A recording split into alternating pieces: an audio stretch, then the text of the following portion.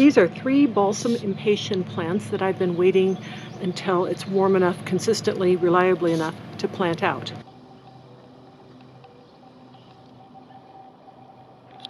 Can you see the seedling down there? You just barely see the seed hull. Do you have how big the seed is when it starts out? So compared to my finger, it's not very big. The light colored green seedlings are the Balsam Impatien seedlings. You can see them trying to crowd out my violas here. They're really pretty, but I just don't want them right here. So I'm going to do a process of both thinning and saving a few for transplanting to where I want them in a more isolated spot down by the driveway. It has been my experience when trying to thin this many seedlings that I easily lose track of which ones I'm saving and which ones I'm keeping. So I have gone around and I put little markers in. I've tried to choose some of the sturdier looking seedlings that are not too close to my other plants that I want to keep, and that on average are not crowded by other seedlings so that their roots won't be disturbed when I'm weeding out the other seedlings around them as much, and then I'll be able to pick them up and move them with less disturbance to their roots. So first I will do some weeding right around those ones that I want to save.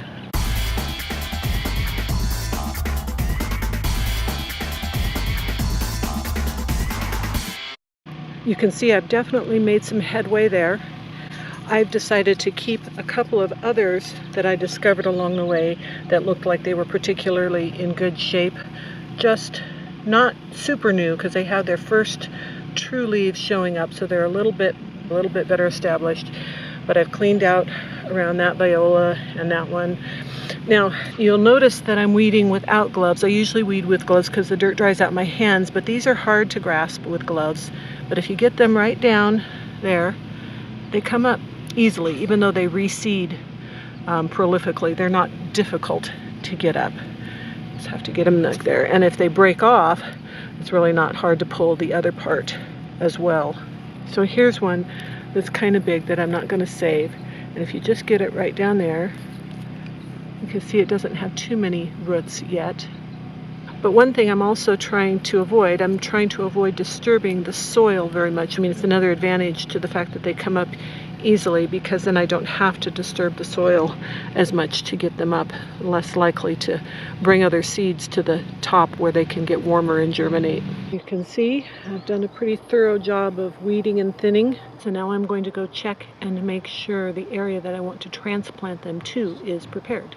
I'm going to start with the big ones so that I can space them nicely in this flower bed. I'm going to begin by taking it out of its pot, just tapping it.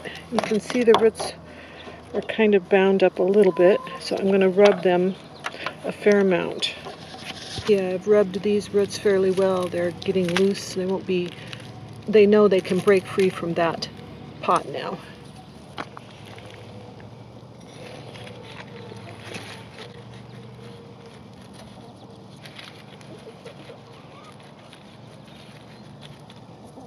I've planted it at the same depth that it was in the pot. Now the goal is to get that out of the dirt and into the front flower bed in as short a time as possible.